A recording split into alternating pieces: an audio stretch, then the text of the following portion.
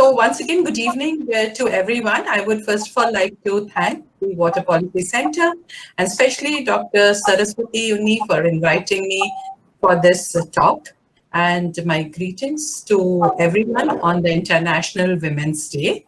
So I would first like to talk about the problem that is there. So what's the problem? Why is it that why is it that we see women in certain roles related to water, but I think there is some disturbance. Can we check? One second, we will check the. There is some noise. I don't know whether you people are getting it because I am getting a noise. No? Maybe everyone is mute, ma'am. Only Saraswathi ma'am is unmute. Okay, thank you so much. No, Thank you so much. Huh?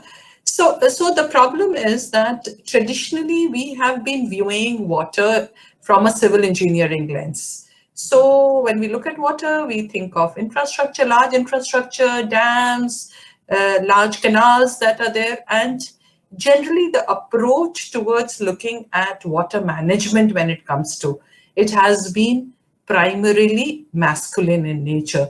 But when we look at water more closely, we realize that it's more complex. It has, as Saraswathi ma'am was mentioning, that it has a social dimension. We all know that women, for instance, or for that matter, if you look at different axes of social power, such as gender, class, caste, ethnicity, people of color, globally, if we look at, they are actually disproportionately impacted if if water is not available to them. So that's something that probably, all of you would have noticed, that the duty of collecting water is primarily a role that is being handled by women. So water definitely has something more to do beyond engineering. So the first thing that I was talking about is it does have a social dimension. Now, is it like all women are disadvantaged? No. So normally what we see, the most common depiction that you will see is like women carrying water on their head.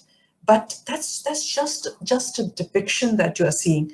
But the problem actually is much deeper. And just as not all women are disadvantaged, all men are also not equally privileged. So when we are today, we have gathered together to understand water and look at it from an interdisciplinary lens, we need to also look at the intersectionality, that who is getting actually deprived of access to water. The other dimension of water, of course, is the economic dimension of water. The price that people have to pay because of inaccessibility of water or inaccessibility of good quality water. So water may be accessible. For instance, Millennium Development Goals said that 96% of India has access to water, but improved water system. But this improved water system actually, they said free of contamination, but not very sure what they really meant, because they also looked at, water being available at 30-meter radius. It didn't talk about who is fetching that water, what is the volumetric measurement of water being fetched. It didn't even talk about, contamination that is there, like you have fluoride, arsenic, iron, these kind of contamination in water. So it was more towards pathogens and turbidity-free water. So there are new forms of contamination that is coming into water, which it didn't really look at addressing. Then, of course, the legal and governance dimensions which are there, because water rights, water allocation, that also gets linked to land rights. And since very few women, I would say in rural area, if you look at, only about 2 to 3% of the women have land in their name. So most of the land is in the name of men. So when it's in the name of men, obviously, most of the rights and access to resources then lie with men.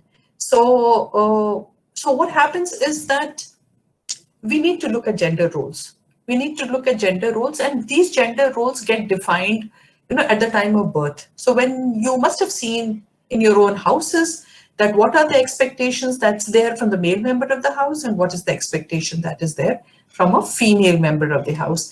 And gradually, it gets sort of internalized into our system. So nobody has to really tell us that you have to do this role, you have to cook, or you have to fetch water, or you have to look after the family, or all reproductive role belongs to you. It's not, it's an unsaid societal norm that is there, that gets transferred from one generation to the other generation. And and the fact is, these narratives, we don't want to challenge these narratives. And because if we challenge that, because I know that in 1980s, when I went on to do my engineering and I challenged a lot of system, I was called a rebel in my family. So that's the way it is there, that if you challenge systems, if you challenge traditional norms which are there, you are sort of branded, or you are stereotyped, or you are typecasted, that this woman is like this if she is not adhering to. And in rural areas, this problem becomes even tougher, uh, because generally, they are, when girls get married and they go to their in-laws place, they are generally told that that's your home henceforth. You cannot come back, or you should not be coming back. It's not good to come back. And your husband is like your Pati Parmeshwar, and you need to really worship him. So those are the kind of narratives which are building up in our society. And these are the kind of narratives of patriarchal system that we are out there to fight against. Uh, do you think that it's only women who have to fight? No, it's men and women together have to fight. So this is against women, but there are other systems which sort of differentiate between people of certain caste or people of certain class. So these differences are there. In rural India, for instance, today, 80% of the water is only available on premise, and rest of them actually gets collected from outside the premise. And it's women. Almost 8 out of 10 households, the water is being collected by women. And almost, if you look at an aggregate value, you would see that about 150 million work days every year is lost to collecting water. If you look in urban areas also, I live in Delhi, I see that there is a tanker or a public stand post, a lot of women crowding around that. And then there are few men also there. And you can clearly, the power dynamics is very visible. So the ones who are powerful are able to first access the stand post or access the tanker and take water, and others are not in a position to do that. So likewise, if you look into the mountains, the springs are drying up in the mountains. Women have to now, because of climate change and because of water resources drying up, women have to travel longer distances to collect water. So drudgery is only increasing. In Marathwada, for instance, I have at least personally not seen it, but I have read it, and I'm sure you people would be aware of it, that there is a concept that's called water wives. So there are men who are having multiple wives, and they're using a couple of them to actually just fetch water that's there. Likewise, a lot of farmer suicides. India has seen in the last almost about 5 years, more than 60,000 farmers committing suicides. So that way, women also become the primary breadwinner. Because of climate change, a lot of rural to urban migration is happening. So men migrate to cities. You will be noticing a lot of feminization in agriculture happening. In fact, it's not just about feminization in agriculture, it's also about feminization of poverty. So means poor people. If you go and look at poor people, you will see more females in rural areas who are poor.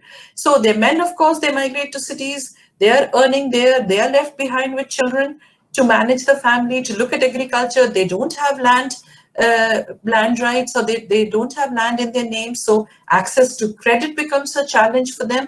So it turns out to be a vicious cycle. Access to water, access to credit, everything becomes like it's kind of a vicious cycle or a downward spiral into which they start getting.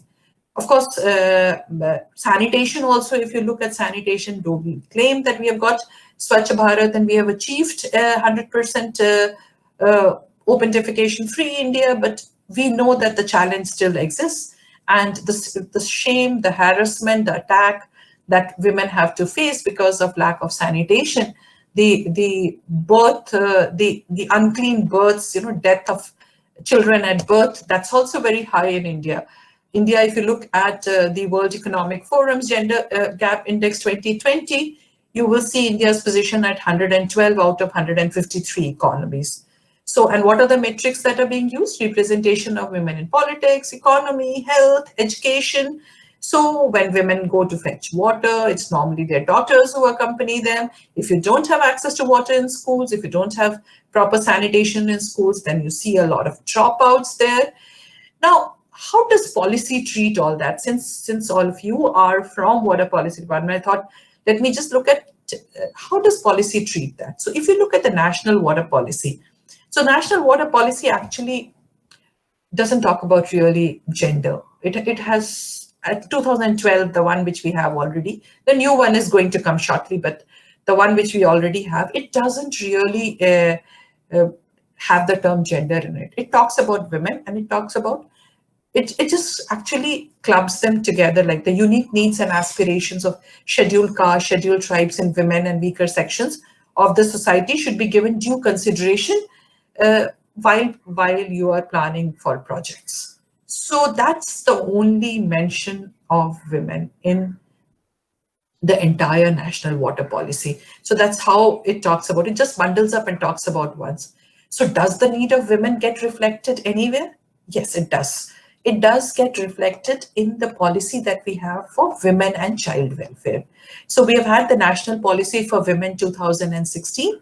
It does talk about actually empowerment of women, especially there is a section on water, which is there, and it talks about educating women. It talks about, so since we're talking about water conservation, it does speak about involving women in rainwater harvesting. It just does speak about training women to become water managers.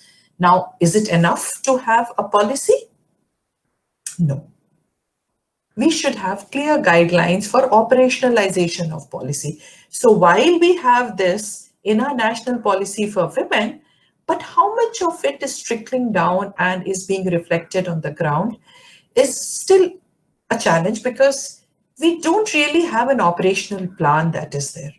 So, and wherever we have had operational plan also, for instance, in Panchayati Raj, we have 30 to 50% representation of women, but then these women only are figurehead. So again, if you don't empower women in terms of providing them education and the adequate skill to manage these leadership roles that are assigned to them, they will still continue to be figureheads, because they are closely sort of, closely tied to the social norms that are there, and they don't want to break those norms because they aren't empowered enough to break those norms. Just by giving a leadership position does not really mean that a woman or an individual can become a leader, but the person should have adequate skills to take decision making.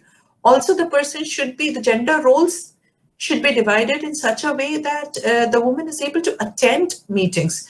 Like, for instance, most of the meetings in rural areas, you will see that it happens early in the morning. Now, that's the time when woman is either fetching water, or she is in other role of cooking, or sometimes they go to the field to work, so they are not able to participate. So how are these meetings timed becomes also very important. The new water policy, which is being drafted, it has an 11-member committee that is there, and it has just, in that 11 members, there is just one woman academician who is there. So again, if you don't have representation of women in policy making or in decision making, then the differential requirement or the requirement of women that is there, specific requirements women have because of their roles, because they have to be sort of looking at the caregiving roles also. So because that's the reason it's important that you have representation of women in the policy. Has there been any gender disaggregated data on different things? Really, if you look at the water sector, we still don't have gender disaggregated data, whether it is about who collects water, how the water is used, if there is water budgeted for a place, who gets access to that water. We really don't have gender disaggregated data. Their involvement in the decision making, the gender disaggregated data is completely lacking. So we do have an overall data, but we don't have how it percolated or how it got benefited to different sections of the society that is there. We have the Water Framework Bill that is there. Now the Water Framework Bill also talks about human-centric approach to water management. or for that matter, you have the Jal Jeevan mission that is there. That also talks a people-centric approach. But then there's no clarity on it when you talk about people-centric approach, who would constitute that whole set of people. So while some places, as Dr. Saraswathi, she was mentioning that some places self-help groups have been formed. There are sporadic examples which are there where you have, whether it is Kudumbashri, which is there, or Jal Bhagirathi, which is there. There are many such organizations you will see which are bringing together women and forming a self-help group where they are being able to manage water locally, and they're doing it pretty well. So there are successful case studies of women managing water quite well. Likewise, we have Pradhan Mantri Krishi Sinchai Yojana, which has participatory irrigation management program. Now, under participatory irrigation management program, every village is supposed to have a water user association. Now, these water user association, again, they doesn't talk about what has to be the composition of these water user associations. So how the representation has to be there. Again, even if some women are included in some places, men are sent for training, special training in terms of operating JCB machine, or in terms of use of micro irrigation, but women are actually deprived from those training program. So now when we look at water institutions, for instance, this was more of a rural perspective I was trying to give, but when we look at overall water institutions also, it's like the World Bank report, which was published in 2019, which was titled Women in Water Utilities Breaking Barriers. It spoke about just about 18% of representation of women in workforce. So, and also this representation, when we say in the water utility workforce, there is something called glass wall. So there are only certain specific roles for which they would be taken. For instance, like customer relation. So more of an ornamental role for which they are being hired. And representation in policy planning, decision making in water infrastructure projects is still very, very low. So it's important that they need to also modernize water institutions. They need to modernize. They need to hire people with diverse skill sets, including women. And if you look at reports, they say that companies which have got greater gender diversity, their performance is at least profitability is almost about 20% more than companies which do not have a good representation of gender. So when you have good representation of people, the designs that you suggest, they are more like user-friendly design. You have improved customer service. Now, it's important to understand, why are women absent? So there are multiple barriers that women face. I have faced a lot of barriers into coming into technology also. So the first barrier, that is an attraction towards that job. So I have got a couple of chances to speak to the Jal Shakti Ministry of Water Resources. Of course, earlier it was there.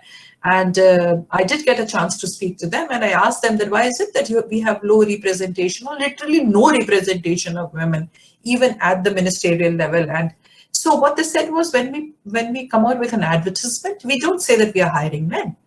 So women don't apply, or probably they apply, but they don't qualify.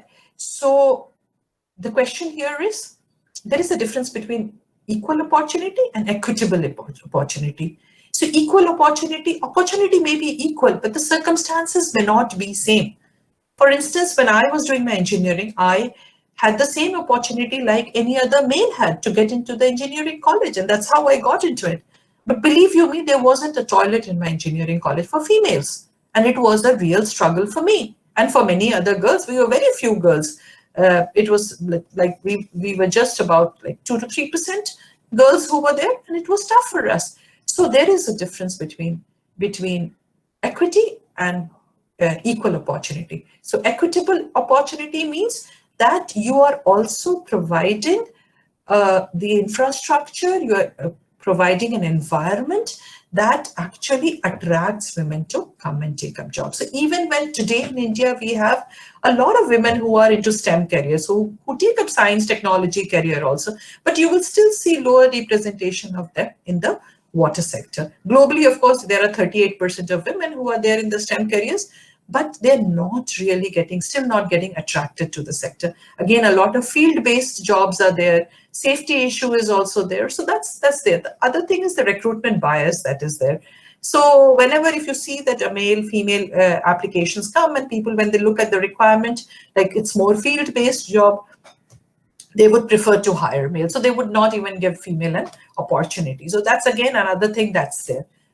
The third thing is retention that is there, what we call gender jaws. Gender jaws is that globally you have almost 65% of women who are graduating, but finally you will see only very few of them rising to a higher position. So generally mid-career, there is a crisis and they all sort of, the retention rate decreases and very few go to the leadership position. So because the policies which are there, they cannot be same policies for males and females, because again, we have certain reproductive roles, we have caregiving roles, we have to bear children, we have to support our children. So there are umpteen number of requirements of women which are much different. Supportive work environment, again, that the work environment may not be supportive, it may be very hostile, a general perception, that female's face is, she's not capable of doing, or she's not competent enough to do this. Why should I be sending her there? Field work, it's too much of a burden to send her to the field. I have to send another male colleague with her. So a lot of questions, that crop up, and these are genuine questions that needs to be answered, that how we can make places safe for women. So in the process, what happens is that a lot of women actually end up leaving. And as I told about advancement, the glass ceiling. So normally, they have less access to training. They are not able to really, as I told you, that for Water User Association, men are sent for training, while women are not being sent for this training because they feel the JCB machine is something that they can't drive. So even in water conservation projects, which involve digging of ponds and any use of heavy vehicle, women cannot do it. So that's a perception that's already there in the minds of the people. So what can be actually done? Probably a lot of career talks can be done. Role models is very important. Like anybody who has been able to achieve or reach, women look for role models. So role models is very important. Career talks are very important. Probably scholarships to women, to attract them for training programs and courses which are there. Involving women, like rainwater harvesting training, water conservation training. So vocational training, conducting these vocational training at all levels, at skill building of women to take up jobs which probably require water conservation practices. Also competency-based hiring, rather than looking at that this task can only be done by male, probably you have to give a chance to female also. So competency-based hiring is also important. HR policies need to be more, I would say, female-centric or friendly to all of them, to everyone. Flexible working hours is another thing that now, of course, COVID has given us a lot of opportunity for flexible working hours, to the extent that many of us want to go back to our offices and work. Then leadership training, as I said, Panchayati Raj institutions are creating leaders, but not really providing them leadership training. So that's very important, especially rural setup. When we look at, women are custodians of traditional knowledge. They exactly knew where the water bodies were, what was the level of the water bodies, what were the traditional hydrological channels which were there, how were the water coming to those structures. They had been managing it traditionally. So involvement of them in decision making and implementation of such projects become very, very important. So there is definitely a need to take affirmative action. I would say, just to conclude, that women have aspirations, women have aptitude, women have ambition as well. What we need to really provide them, and I am sure institutions like yours is also providing it, is avenues, agencies, and access. So lastly, hiring women is not the right thing, but it's the smart thing to do. Thank you. Thank you, Dr. Fawzia. Is Surbhi Jain on? Yeah, ma'am, I'm here. Yeah. I'll just thank Dr. Fawzia for that eye-opener of a talk that covered gendered water management in India, the feminization of poverty, newer forms of water contamination, You also discussed the water policy of 2016, as well as the water institutions under the 2019 Act. And very interestingly, I would like to conclude by commenting on your equitable opportunity statement, that it's not enough to give opportunities, but equitable opportunity.